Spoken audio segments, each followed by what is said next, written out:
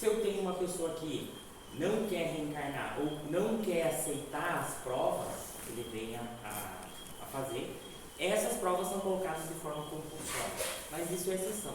O padrão hoje aqui na Terra, eu quero ir para a Terra porque eu quero evoluir, eu vou conseguir. Então vai, me manda. E a gente tem toda uma demanda de reencarnação para estar aqui. E a gente está fazendo esse processo de evolução. A gente não pode esquecer que a gente sempre está evoluindo. A humanidade sempre está evoluindo. Sempre que eu falar a humanidade está perdida, eu estou contrariando uma lei divina. Porque Allan Kardec nos trouxe, na palavra do Espírito Amigo, nos trouxe, a evolução é constante, é obrigatória. Apesar das vezes a gente não ver, a evolução acontece. Tá? Às vezes a gente retrocede, evolui, retrocede, evolui. E a gente tem que ter consciência que a gente não está sozinho. A gente aqui no planeta Terra tem muitos mais desencarnados do que encarnados. Então a gente não está sozinho, a gente tem que ter essa consciência da evolução que ela é contínua. Então no planejamento reencarnatório, a gente veio, se organizou e mais ou menos a gente estabeleceu o nosso prazo de vida. Mas olha, tudo que eu vou falar agora, tá? É no Brasil. Quando a gente vem para o Brasil, a gente vem para a situação aqui, porque aqui tem os fatores que a gente precisa, que é a espiritualidade. E a sabedoria divina nos falou assim, olha, vai lá, que lá é o melhor lugar que você tem para passar as provas e expiações que você tem. Então a gente veio para aqui, nós, nossa família, todo mundo. Tá? Aí, a gente veio há 100 anos atrás. Como é que a gente imagina que era esse planejamento reencarnatório? 100 anos atrás aqui no Brasil. Quantos anos uma pessoa vivia aqui no Brasil há 100 anos atrás? Alguém pode chutar? 35, 40 anos. Uns 40 anos a pessoa já estava no pau da viola, cara. Ia morrer, tá? Era média, não era para todo mundo. Então eu posso deduzir que o planejamento reencarnatório dessas pessoas era para viver mais ou menos uns 100 anos. É ou não é? Todo mundo morria com 40, então mais ou menos essa média. Aí, tranquilo. Esse pessoal lá, de 100 anos atrás, qual que era o problema na vida deles? Brasil, há 100 anos atrás, qual que era o problema do brasileiro aqui? O problema do brasileiro era se estabelecer, conseguir trabalhar e não morrer de fome. Então, a grande prova de expiação dos brasileiros naquela época era a fome. Então, essa era a prova dessas pessoas, do geral. Do brasileiro médio. A gente vai ter pessoas que viveram 60 anos, mas são pessoas de elite. Pessoas de elite têm mais condições, tá? Para manter a saúde física. Tá? Depois, aqui já. Mais ou menos 1940, a gente tem a Primeira Guerra. Durante a Primeira Guerra, a gente teve toda uma migração que veio colonizar, principalmente o sul do Brasil. Então, a gente teve muitas pessoas que vieram cumprir suas provas aqui no Brasil. Uma das provas era sair da guerra, sair do ambiente de conflito e trazer todos aqueles espíritos aqui para o Brasil. Vieram aqui, qual era o problema dessas pessoas? Qual que era a prova daquelas pessoas ali, em 1940? A prova daquelas pessoas era a fome. Eles fugiram da Europa por causa da fome. Aí eles chegaram aqui no Brasil, o governo brasileiro falou, olha, vocês têm esse lugar aqui, podem ocupar. E durante muito tempo essas pessoas teve um período de paz, porque eles tinham onde ficar, tinham uma segurança, tinham que plantar, tinham que viver. É óbvio que você não tinha uma vida confortável, mas você tinha comida. E a grande preocupação dessas pessoas era comida. Quantos anos mais ou menos as pessoas viviam ali em 1940? Mais ou menos uns 50 anos, subiu um pouquinho a expectativa de vida. Aí, andando mais um pouquinho, a gente tem a próxima geração. que é a geração da Segunda Guerra, 1960, 70, 60, né? Geração da Segunda Guerra, que trouxe outra leva de imigrantes para o Brasil, né? Que trouxe mais pessoas fugindo da fome e teve todo um desenvolvimento muito parecido com o que foi que aconteceu. Nessa época da Segunda Guerra, teve um salto muito grande em medicina. A gente teve uma evolução na parte da medicina. Essa evolução ela não acontece à toa, ela acontece com autorização dos espíritos que governam a Terra. Essas coisas não acontecem à toa. E isso permitiu que esses encarnados vivessem mais ou menos até os 70 anos. 60 anos. 60 anos. Andando mais um pouquinho nessa linha do tempo, a gente chega ali em 1980. Então, quem nasceu em 1980? A grande maioria. Né? E hoje a nossa expectativa de vida, nossa, 1980, é tranquilo uns 80 anos, 85 anos. Tá? Tranquilo, essa aqui no sul do Brasil, tá? É essa a expectativa de vida.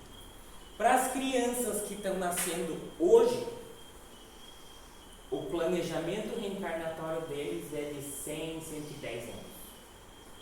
Então nós viemos com um planejamento reencarnatório de 80 anos e essas crianças que tem hoje nesse planeta de regeneração, nós temos crianças que vão viver 100, 120 anos.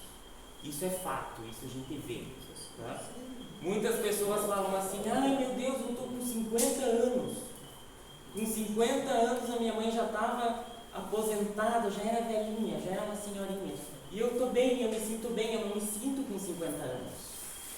Você não tem idade mental com 50 anos. Aqueles 50 anos que você acha que é os 50 anos. É outra coisa, e foi muito rápido. Foi num curto período de tempo que a expansão da vida foi muito grande. Ela triplicou a expectativa de vida da pessoa. Tá? E isso gera muitas consequências e gera um choque de gerações que gera muito problema. Tá?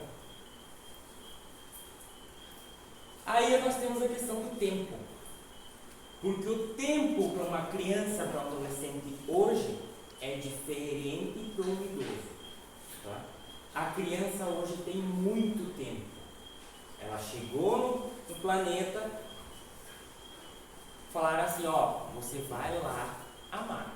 É isso que falaram para nós. Vai lá e ama. Só, essa é a regra. Vai lá e ama para você desenvolver o amor, passar pelas tuas provas, passar pelas tuas expiações. Eu vou te dar um tempão, não vou te dar mais 40 anos, vou te dar 100 anos agora.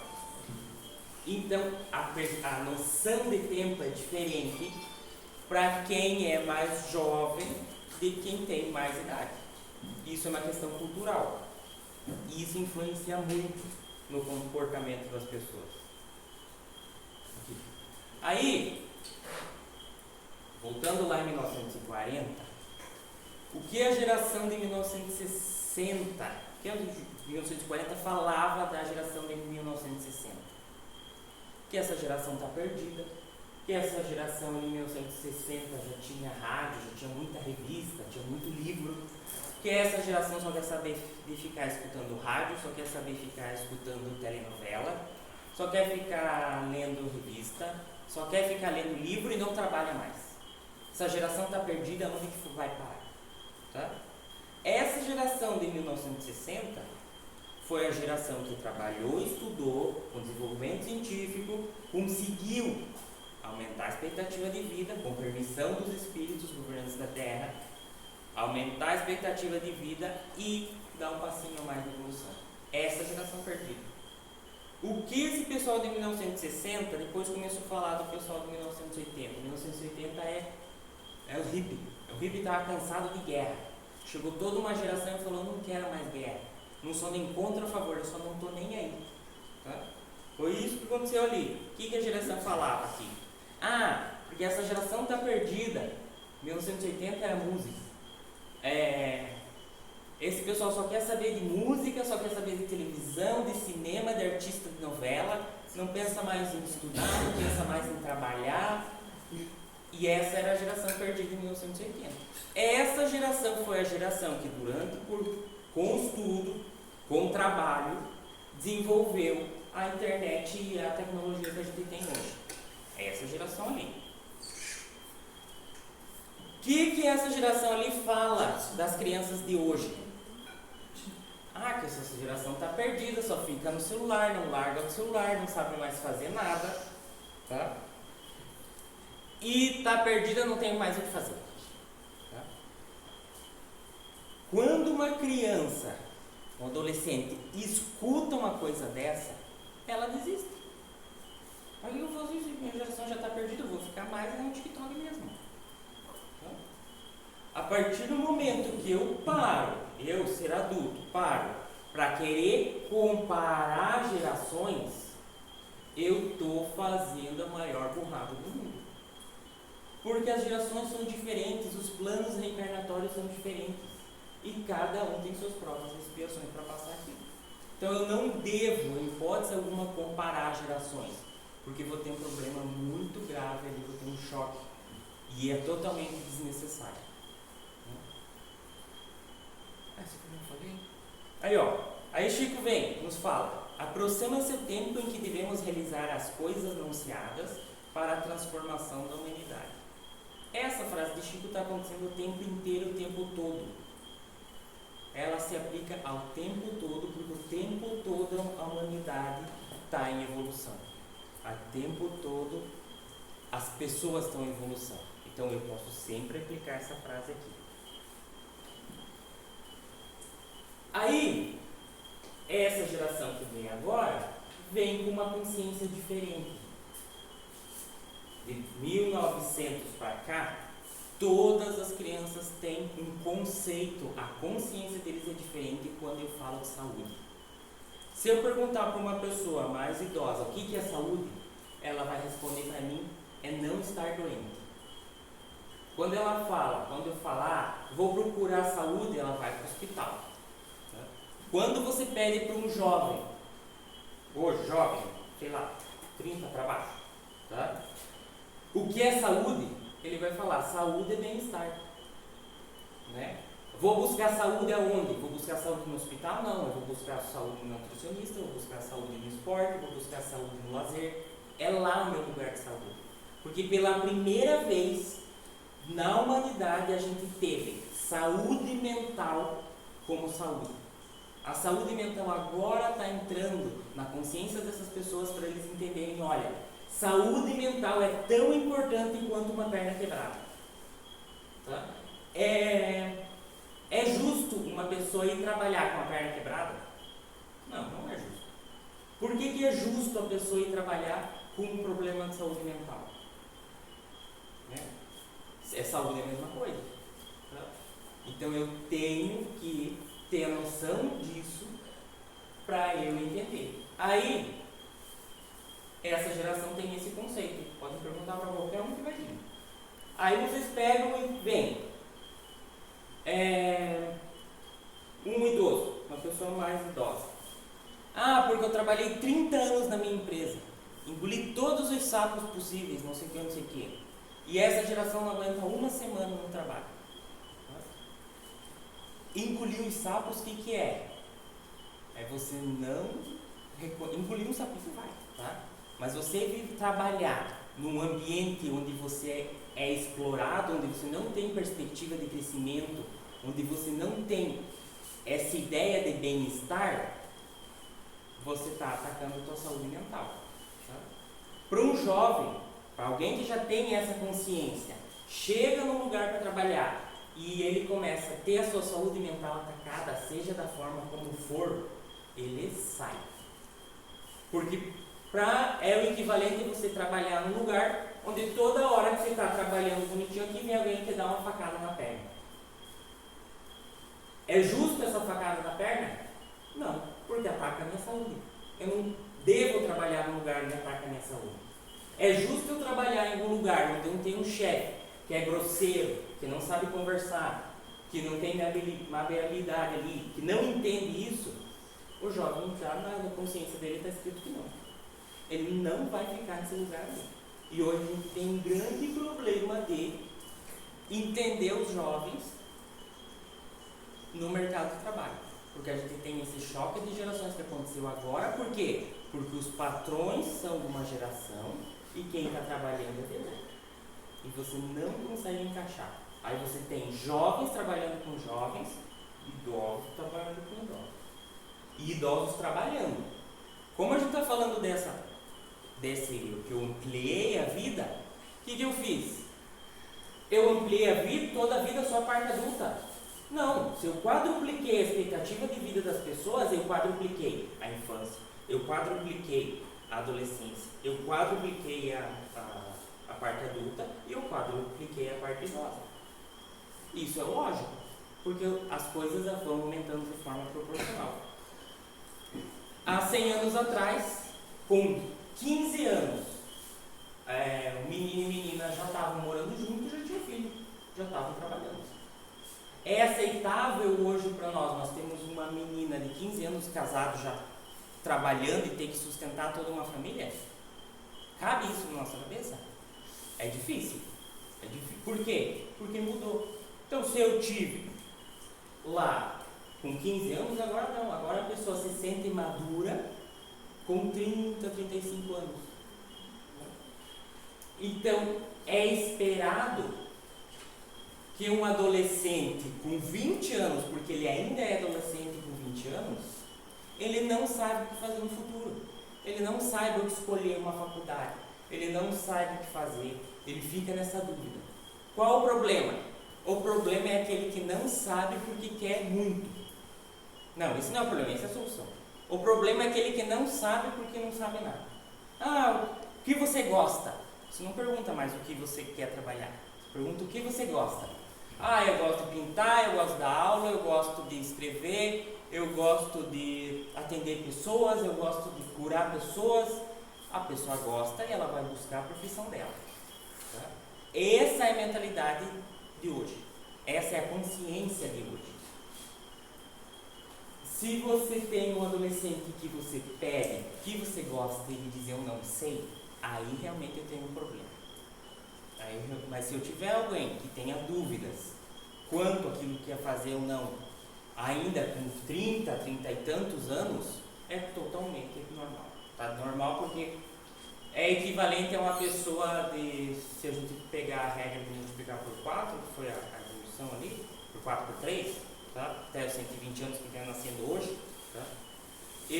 A adolescência que antes ia até os 18 anos, agora tranquilamente vai até os 25, 30 anos. E isso acontece com os idosos. Hoje a lei define que idoso é 60 anos. Né?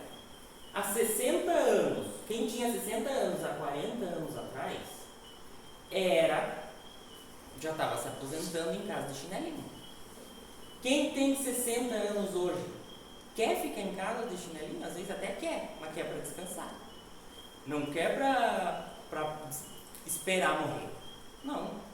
Allan Kardec, há 160 anos atrás, já era idoso quando começou a decodificar a doutrina espírita. O que Allan Kardec fazia antes? Ele era professor, ele era um ótimo professor, mas a gente não para estudar isso. A revolução da vida dele, a missão da vida dele, ele fez quando ele já estava na fase adulta. Ele já era idoso.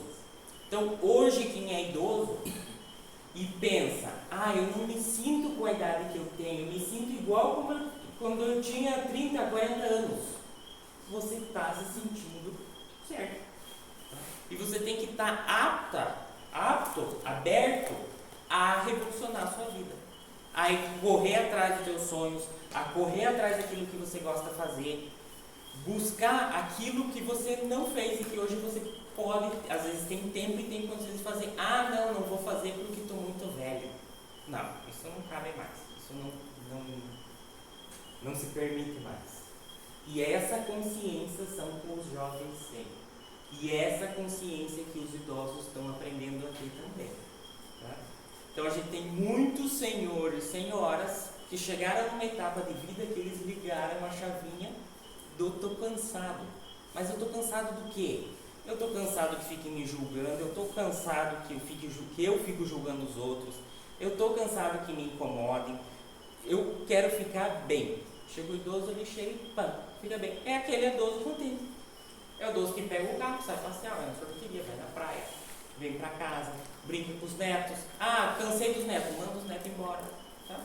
Aquele idoso contente é aquele idoso que trocou a chavinha.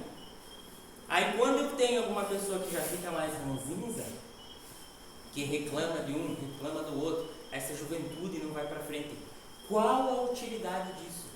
Qual a utilidade para a evolução da humanidade eu sustentar e eu argumentar que essa geração está perdida?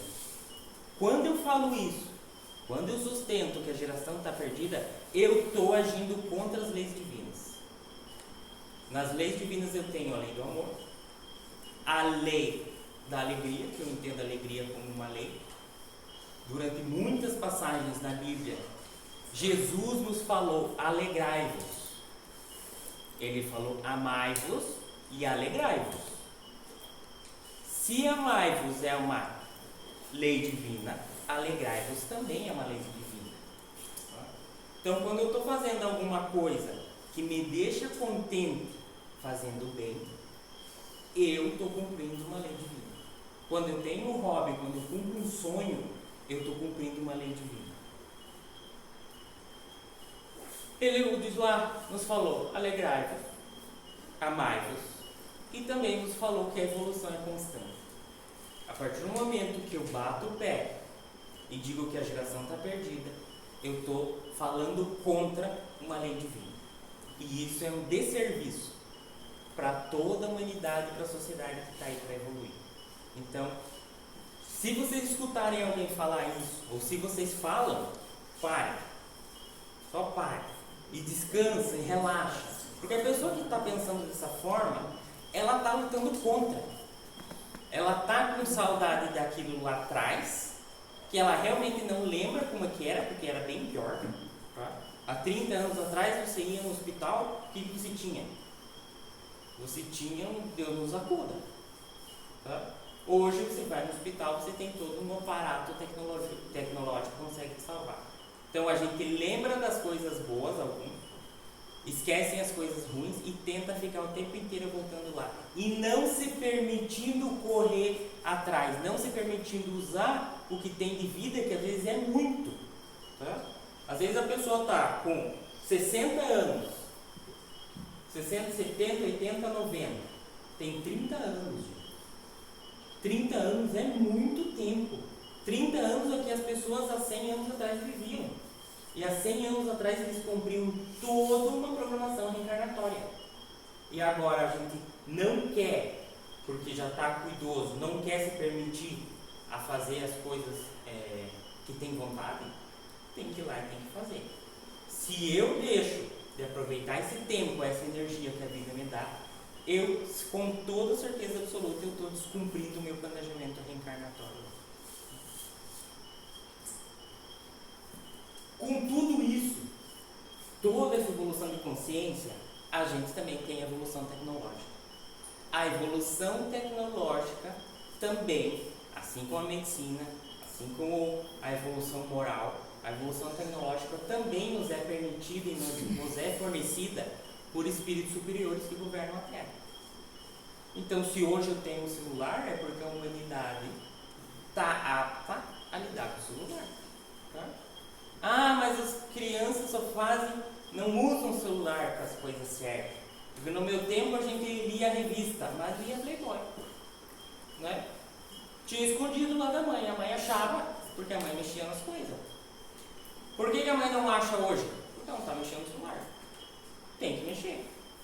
Né? Eu comprei o celular é meu, eu vou lá mexer, vou ver o que está acontecendo. Então, se eu tinha música. Entretenimento era música. Hoje eu tenho música no celular.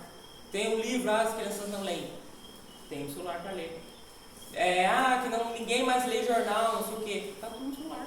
Então eu peguei todo um aparato tecnológico, porque o livro é uma tecnologia, a música é uma tecnologia, o cinema é uma tecnologia, O rádio é uma tecnologia e a gente conseguiu colocar aqui. E isso aqui é ferramenta. Isso aqui é ferramenta e cada um dá o uso que a sua consciência nos permite usar. Então, o celular é inimigo ou não? O celular é um pedaço de ferro com uma bateria dentro e uma tela. O inimigo ou não está dentro da nossa consciência. É a nossa consciência que vai dizer o que fazer. E quem tem criança, existem milhares de ferramentas para você fazer o controle do que está acontecendo no celular do teu filho. Você vai deixar de dar um celular do teu filho para ele não mexer nas coisas? Eu acho que não é bom. Por quê? Porque a partir do momento que a criança, sei lá, 10 anos, começa a mexer no celular, ela vai pegar o celular, já vai saber mexer. De algum lugar esse conhecimento veio. Tá? Aí, ela vai se habituar todo o mundo tecnológico. Quando ela chegar no mercado de trabalho, quem que vai ser geralmente a primeira coisa que vai estar lá para ela trabalhar? Ele vai te dar o celular da empresa. Tá? E aí essa criança já tem de forma nativa todos os comandos para saber mexer naquela tecnologia. Se eu tiro a criança desse contexto, eu não vou permitir ela assistir TV, não vou permitir ela mexer no celular, porque eu vou ficar estudando com ela matemática em casa, eu vou ficar estudando literatura com ela, e a criança vai ser uma enciclopédia humana, vai ser um gênio de guardar informações. Tá?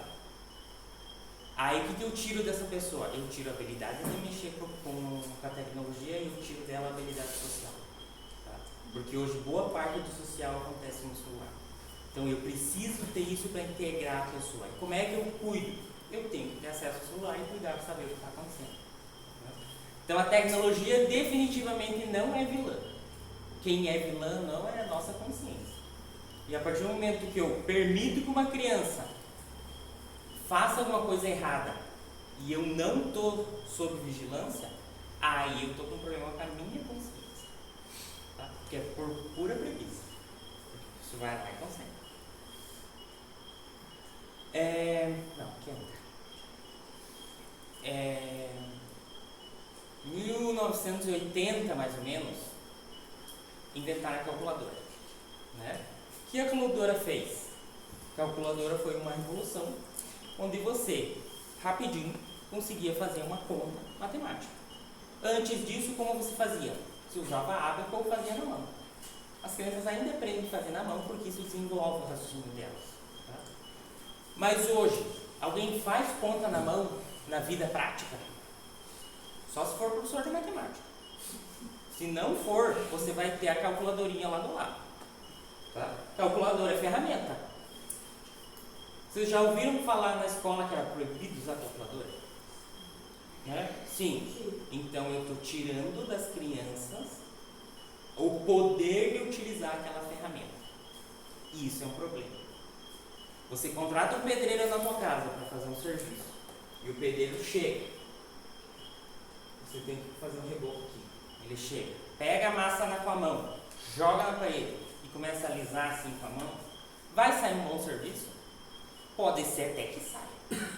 Só que vai demorar muito tempo. O que está faltando para esse pedreiro aqui? Ferramenta.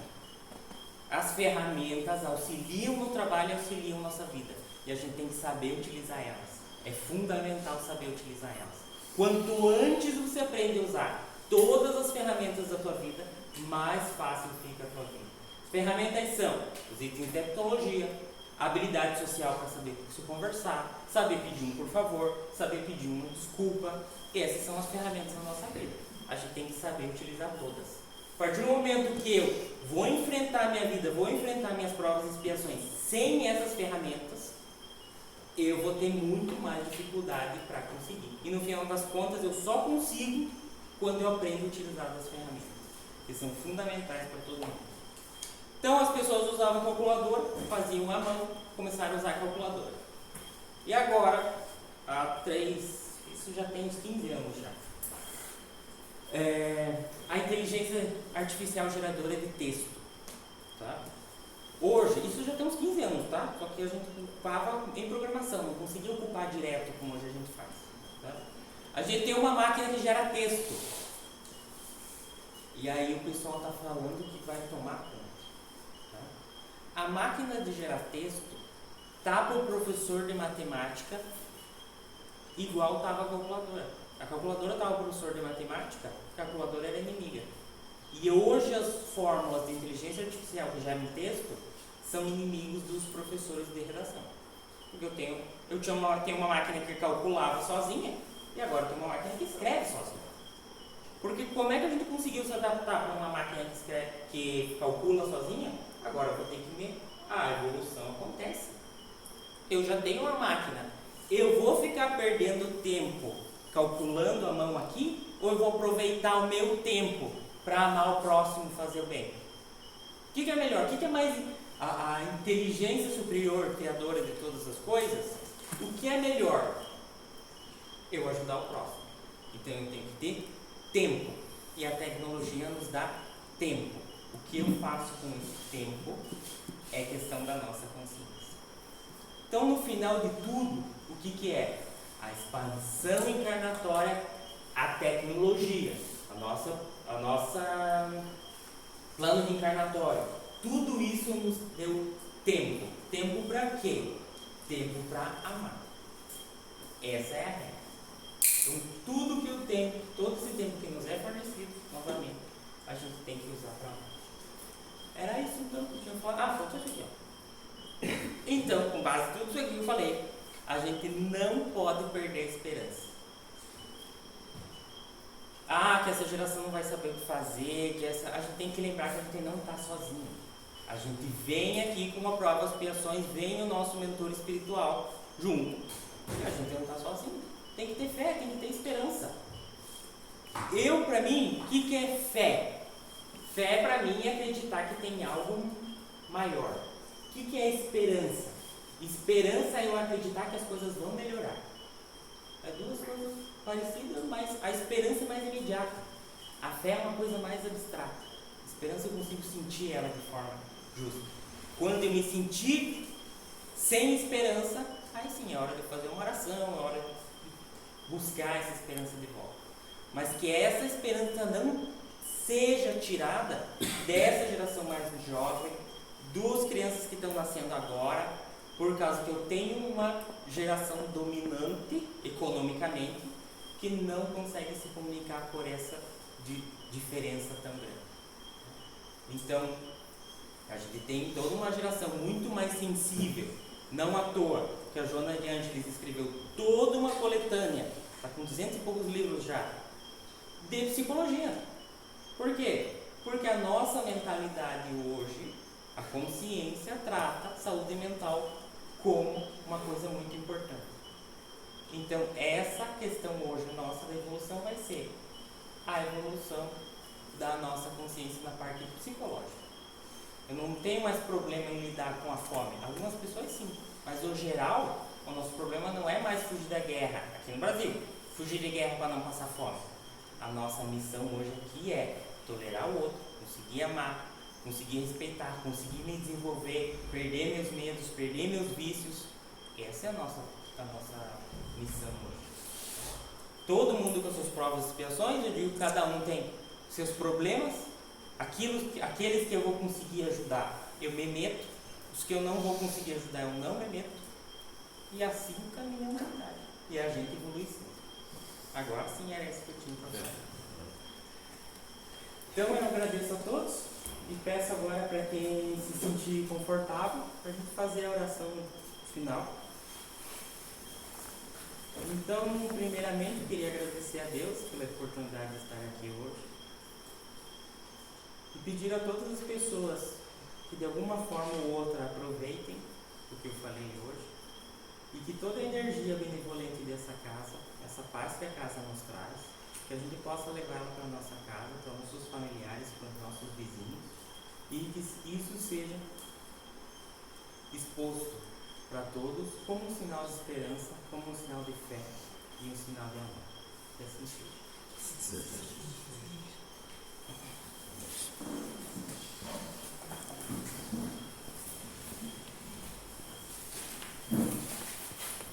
Marcelo, muito obrigado. Foi um prazer recebê-lo. Conseguiu colocar um tema, um assunto, uma cronologia de todo o tempo que não é normal que a gente faça essa analogia dos tempos de 20, 30 até os dias de hoje. Foi bastante interessante, é coisa para a gente refletir, pensar e continuar evoluindo. E ter sempre esperança que essa geração nova agora, essas crianças índigo, que eles chamam, né, que venham para esse mundo regenerado e faça a diferença. Agora nós vamos passar aos passes. Coloca uma musiquinha para aqui.